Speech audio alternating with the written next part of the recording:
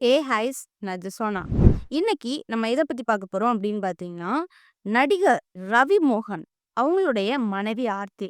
சமீப கொஞ்ச காலமாகவே இவங்களுக்கு விவாகரத்து ஆகப் போகுது அப்படின்னு சொல்லிட்டு பல விஷயங்கள், பல சர்ச்சைகள் சமூக வலைதளங்கள்ல பேசப்பட்டிருந்து சரியா? இப்படி இருக்கிற நிலையில நம்ம ரவி மோகன் யார திருமணம் பண்ண போறாங்க? அவங்களுக்கு அடுத்த ஜோடி யாரு? இனி என்னதான் பண்ண போறாங்கன்னு சொல்லிட்டு மக்கள் மத்தியில கேள்வி கூட எழுப்பப்பட்டு இருந்துச்சு. இந்த சூழ்நிலையில ரவி மோகன் ஒரு ஃபங்ஷன் வீட்ல கலந்திருக்காங்க. கல்யாண வீடு சரியா?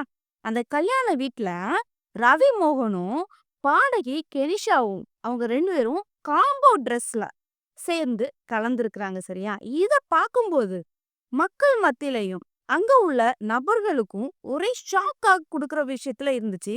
ஏன்னா, இவங்களுக்கு இன்னும் ப்ராப்பரா டைவர்ஸ் ஆகல. ஆகறதுக்கு முன்னாடி ரவி இந்த மாதிரி வந்திருக்காங்களே! அப்படின்னு சொல்லிட்டு ஷாக் ஆயிட்டாங்க. இத பார்த்து நம்ம ரவியோட மனைவி ஆர்த்தி அவங்க ஒரு கடிதத்த வெளியிட்டிருக்காங்க. அந்த கடிதத்துல முக்கியமா என்ன சொல்லியிருந்தாங்க? இத பத்தி தான் நம்ம இந்த வீடியோல பார்க்க போறோம். இந்த வீடியோக்குள்ள போறதுக்கு முன்னாடி, இந்த வீடியோ பத்தின கருத்து ஏதாவது உங்களுக்கு இருந்துச்சுன்னா, கமெண்ட்ல தெரிவிங்க. ஏன்னா உங்களுடைய கமெண்ட்ட பார்த்துட்டு நாங்க நெக்ஸ்ட் வீடியோ பெஸ்ட்டா எடுக்கிறதுக்கு யூஸ்ஃபுல்லா இருக்கும். வாங்க வீடியோக்குள்ள போய் பார்த்து தெரிஞ்சுக்கலாம். சரி, அவங்க கடிதத்துல என்ன குறிப்பிட்டிருக்காங்க? அத நான் உங்களுக்கு லைன் பை லைனா வாசிச்சுட்டு எக்ஸ்பிளைன் பண்றேன். சரியா? வாங்க பார்க்கலாம். "என் மௌனத்தை கலைக்கிறேன். என் குழந்தைக்காக" அப்படின்னு சொல்லியிருக்காங்க. அவங்க இவ்வளோ நாளா மௌனமா இருந்திருக்காங்க. இப்ப அவங்களுடைய குழந்தைக்காக நியாயத்த கேட்குறாங்க. சரியா? என்ன சொல்லியிருக்காங்க அப்படின்னு பார்ப்போம். கடந்த 1 வருடமாக மௌனத்தை ஒரு விரோதமாகவே மேற்கொண்டு வருகிறேன். இதற்கு காரணம் நான் பலவீனமானவள் என்பது அல்ல. என் பேச்சை விட என் குழந்தையின் அமைதியான வாழ்க்கை மிகவும் முக்கியம் என கருதியதால் நான் அந்த விரதம் அப்படின்னு சொல்லியிருக்காங்க. அதாவது இதுல என்ன சொல்லியிருக்காங்க அப்படின்னு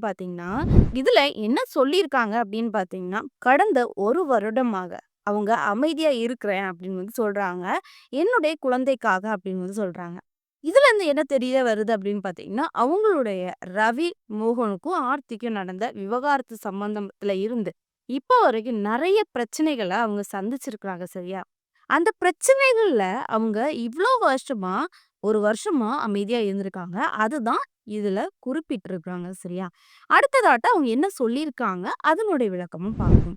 என் மீது சுமத்தப்பட்ட குற்றச்சாட்டுகள், பழி சொற்கள், வசைகள் அனைத்தையும் மௌனமாக வேதாக்கிக் கொண்டே என் பக்கம் உண்மையும் நியாயமும் இருந்தும் நான் பேசாமல் இருந்ததற்கு காரணம் என் குழந்தைகளுக்கு தந்தை மற்றும் தாய் இருவருடைய யாரை தேர்ந்தெடுப்பது என்ற குழப்பம் வந்துவிடக்கூடாது என்பதற்காக தான் அப்படின்னு சொல்லியிருக்காங்க. இதுல என்ன சொல்ல வராங்க அப்படின்னு பார்த்தீங்கன்னா, ரவி மோகனுக்கும் ஆர்த்திக்கும் டிவோர்ஸ் அந்த மாதிரி சொல்லியிருந்தாங்கல்ல. அந்த டைம்ல இருந்து நெறைய பேர் என்ன பண்ணிட்டாங்க அப்படின்னு பார்த்தீங்கன்னா, ஆர்த்திய குற்றம் சாட்டியிருந்தாங்க.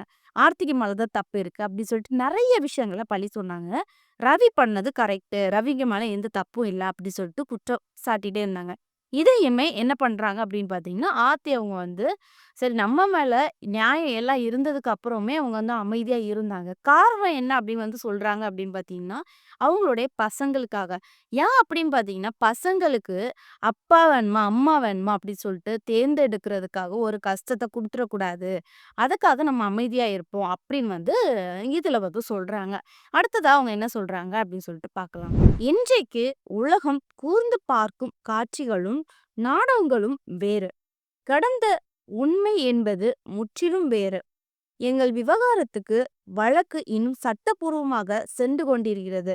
ஆனா 18 வருடங்களாக நான் காதலுடன் நம்பிக்கையுடனும் கைகோர்த்து நடந்த மனிதனின் என் கைகளை மட்டுமல்ல தன் பொறுப்புகளில் இருந்து கை கழுவி சென்று இருக்கிறார் அப்படின்னு சொல்லியிருக்கிறாங்க. அதாவது இதுல என்ன சொல்லியிருக்காங்க அப்படின்னு பார்த்தீங்கன்னா, ரவி மோகனும் அந்த பாடகி அவங்க கலந்துக்கிட்டாங்கல்ல. ஆ அவங்கள ஒரு லைன்ல குத்தி காமிச்சிருக்காங்க சரியா? அது மட்டும் இல்லாம இவங்க என்ன குறிப்பிட்டு சொல்லியிருக்காங்க, இது பார்க்கறதுக்கு பெருசா தெரியுது. 18 வருஷமா காதலுடன் சேர்ந்து ரவி என் கூட இருப்பேன் அப்படின்னு சொல்லியிருந்தாங்க.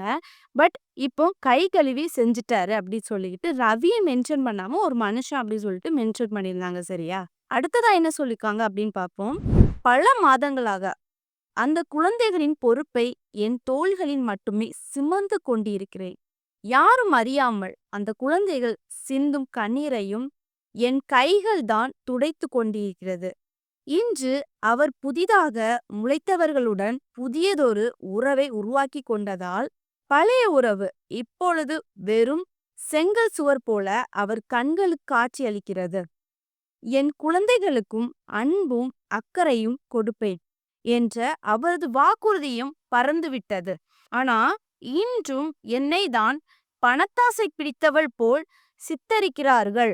அது மட்டும் உண்மை என்றால் இப்போது அனைத்தையும் இழந்து நிற்கும் இந்த நிலையில் இல்லாமல் நான் சுயநலத்துடன் எப்பொழுதே எனது பாதுகாப்பை கவனித்திருப்பேன். ஆனால் கணக்கு போட்டு வாழ்வதை விட காதலுடன் வாழ்வது சிறந்தது என்றுதான் நான் முடிவெடுத்ததால் தான் இன்று இந்த நிலையில இருக்கிறேன் அப்படின்னு சொல்லியிருக்கிறாங்க.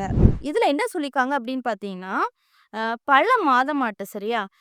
ரவி மோகனுக்கோட குழந்தை சரியா? ஆர்த்திக்கும், ரவிக்கும் பிறந்த குழந்தை.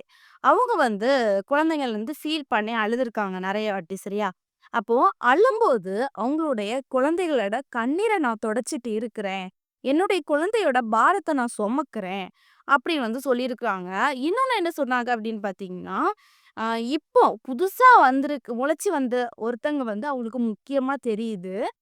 பழையவங்க அவங்களுக்கு ஒரு செங்கல் சுவர் மாதிரி காட்சி அளிக்குது அப்படிங்கிறது மாதிரி சொல்லியிருந்தாங்க. அதாவது புதுசா வந்தவங்க யாரு அப்படின்னு பார்த்தீங்கன்னா, நம்ம பாடகி கெனிஷாவ பத்தி தான் சொல்றாங்க சரியா? அதுல இன்னொன்னு சொல்லியிருந்தாங்க. என்ன சொல்லியிருந்தாங்க அப்படின்னு பார்த்தீங்கன்னா, ரவி அவங்க ஆர்த்தி கிட்ட முன்னாடி சொல்லியிருக்காங்க. "உன்னுடைய கஷ்டம் எல்லாமே நான் கண்டிப்பா எடுத்துப்பேன். நான் பார்த்துப்பேன். குழந்தைகள் எல்லாத்தையுமே நல்லா பார்த்துப்பேன்." அப்படிங்கிற மாதிரி விஷயங்கள் சொல்லியிருக்கிறாங்க. அதையுமே கை கழுவி விட்டுட்டு போயிட்டாங்க அப்படின்னு சொல்றாங்க. அது மட்டும் இல்லாம, ஆர்த்திய என்ன முன்னாடி எல்லாருமே பேசப்பட்டிருந்து அப்படின்னு பார்த்தீங்கன்னா, ஆர்த்தி ஒரு பணத்தாசை பிடிச்சவா. அவங்களுக்கு பணம் தான் முக்கியம். அப்படிங்கிற மாதிரி பேசியிருக்காங்க சரியா? அதுக்கு ஆர்த்தி என்ன சொல்லியிருக்காங்க அப்படின்னு பார்த்தீங்கன்னா, நான் அப்படி இருந்தேன்னா, நான் முன்னாடியே எல்லாமே கணக்கு போட்டு வாழ்ந்திருந்தோம்னா, எனக்கு காதல் தான் முக்கியம் சொல்லிட்டு வந்திருக்க மாட்டேன்.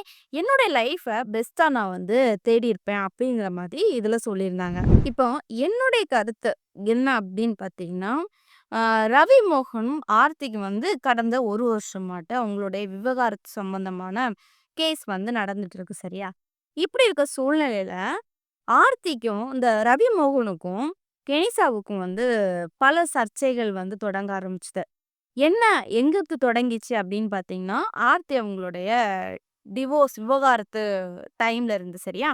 அப்ப எல்லாருமே என்ன பேச ஆரம்பிச்சுட்டாங்க அப்படின்னு பார்த்தீங்கன்னா, ரவி மோகன் பாடகி கெனிசாவ தான் கல்யாணம் பண்ண போறாங்க அப்படின்னு பேச ஆரம்பிச்சுட்டாங்க. எதனால அப்படி பேசுனாங்க? அதுக்கு ஒரு முக்கிய காரணம் என்ன பார்த்தீங்கன்னா, ரவி ஃபுல்லா இந்த பாடகி கெனிசா கூட தான் சேர்ந்து எங்க போனாலும் போவாங்க. சரியா? இதுக்கு ஒரு விளக்கம் குடுத்திருந்தாரு. என்ன விளக்கம் அப்படின்னு பார்த்தீங்கன்னா, நான் பாடகி கெனிசா கூட சுத்துறதுக்கு காரணம் என்ன அப்படின்னு உங்களுக்கு தெரியுமா?